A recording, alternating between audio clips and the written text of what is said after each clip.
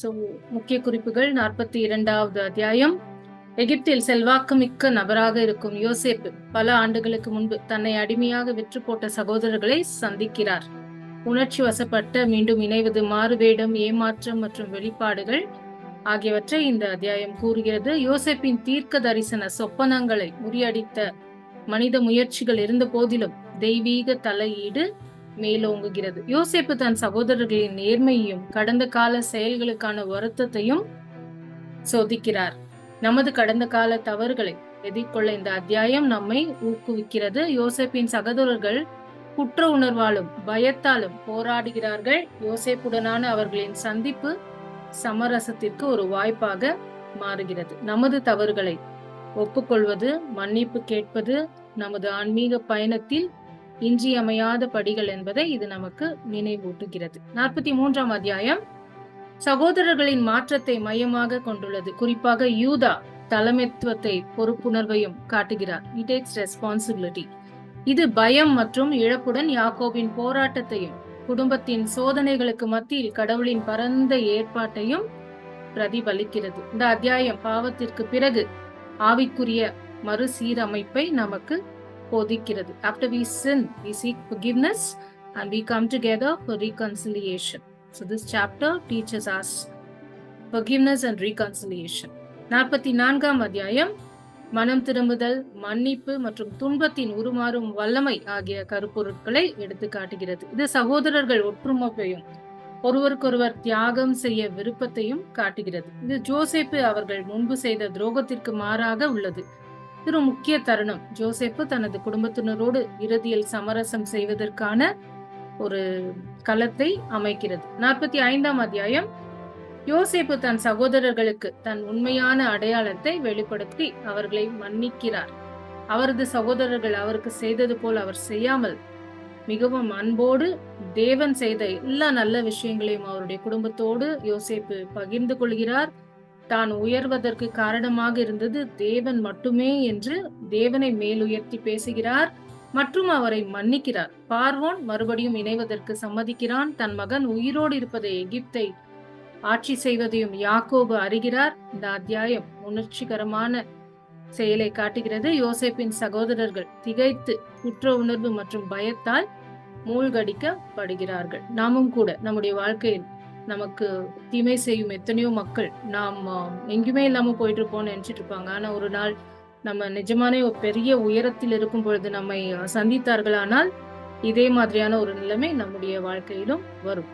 ஆனால் நாம் யோசிப்பை போல தேவனோடு வாழ்ந்தால் கண்டிப்பாக நாமும் யாரும் யோசிக்க முடியாத அளவு ஒரு உயரத்தில் நிறுத்தப்படுவோம் என்று ஆண்டவர் நம்ம ஒவ்வொருவருக்கும் நினைப்பூட்டுகிறார். ஆமேன். அண்ட் இன்றைக்கு கேள்விகள். சோ யாக்கோபின் மகன்களில் யார் தானியம் வாங்க எகிப்துக்கு போகவில்லை? Which of Jacob's sons did not go down to Egypt to buy corn? Chapter Benjamin. 42 verse 4. Very good. Benjamin. Correct. Benjamin போகவில்லை. Second question. எந்த குற்றச்சாட்டின் பேரில் யோசேப்பு தன் சகோதரர்களை காவலில் வைத்தார்? What charge did Joseph put his brothers in custody? 42:9. For stealing his silver cup. For stealing his silver cup. Actually, chapter 42 he thought they were spies. Spies, yeah. They were accused of being spies. That is why they were put under the custody. Good. Next question. தன் சகோதரர்களை பார்த்தபோது யோசேப்பின் எதிர்வினை அங்கீகாரம் மற்றும் நினைவு கூறலில் ஒன்றாகும். அவனுக்கு என்ன ஞாபகம் வந்தது? When Joseph's reaction seeing his brothers, what did he remember? 42:9. Same words. அப்பொழுது தாம் அவர்களை பற்றி கண்ட கனவுகளை நினைவில் கொண்டு அவர்களை நோக்கி, நீங்கள் ஒற்றர்கள், பாதுகாப்பற்ற பகுதிகள் நாட்டில் எங்குள்ளன என்று ஆராய்ந்து பார்க்க வந்திருக்கிறீர்கள் என்றார். Correct. He remembered his dreams. Camera, please. Okay, next question. சோளத்துக்கான விலையை அந்த சகோதரர்கள் தங்கள் கோணிப்பைகளில் பார்த்தபோது என்ன செய்தார்கள்? When the brothers found the money they used to pay for the corn in their sacks, what was their reaction? 42:28. 42ஆம் அத்தியாயம் 28ஆம் வசனம். Second part of 28. At this they lost heart and turned trembling to one another, saying, "What is this that God has done to us?" Correct. They lost heart. They failed heart. நமக்கு ஏன் இப்படி நடந்தது என்று நடுநடுங்கி ஒருவரோடு ஒரு மனக்கலக்கமுற்றார்கள். Next question. யாக்கோபின் எந்த மகன் எகிப்து பயணத்தில் பென்யமீனின் பாதுகாப்பிற்கு உத்தரவாதம் அளித்தார்? Which son of Jacob guaranteed the safety of Benjamin on their trip to Egypt? 43, 8 to 9. One of the brother takes charge. I'll take care of Benjamin. Who's that?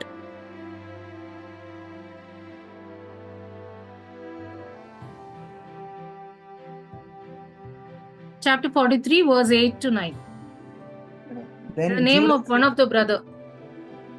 said to his father Israel, "Send the boy with me and let us be on our way, so that we may live and not die." No. Yeah, but yaru who guaranteed the safety of Benjamin? யூதா. Judah, correct. Judea. I did not hear.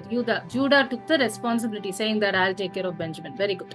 Next question. உணவின் போது பகுதி அளவுகளில் என்ன தனித்தன்மை கவனிக்கப்பட்டது? What peculiarity was noticed in the portion of size during the meal? Chapter 43, verse 34. பென்யமீனுக்கு 5 மடங்கு அதிகமாக கொடுக்கப்பட்டது. Yes, correct. 5 times more Benjamin had in his plate. Next question. யோசேப்பின் முகத்தை பார்த்தபோது சகோதரர்கள் என்ன செய்தார்கள்? What was the reaction of the brothers when they saw Joseph's face? 43:33, second part of 33 verse. Chapter 43.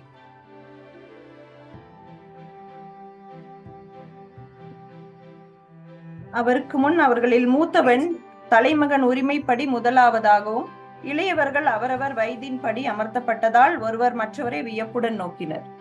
Correct. They were confused looking at Joseph's face. Next question. கோணிப்பைகளில் இருந்த பணத்தை குறித்து சகோதரர்களுக்கு அந்த நிர்வாகி என்ன தைரியம் கொடுத்தார்? What action of the steward reassured the brothers regarding the money in their sacks? Chapter 43, verse 24.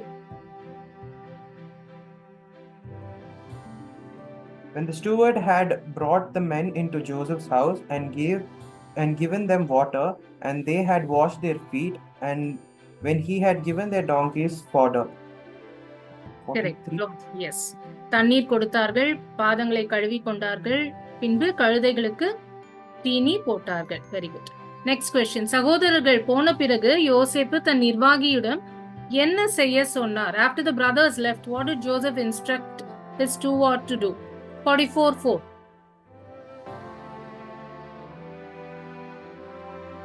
நகரை விட்டு சிறிது தூரம் போயிருப்பார். அப்பொழுது யோசேப்பு தம் வீட்டு மேற்பார்வையாளனை நோக்கி, நீ எழுந்து அம்மனிதர்களை துரத்தி பிடித்து நன்மைக்கு கைமாறாக நீங்கள் தீமை செய்தது ஏன்?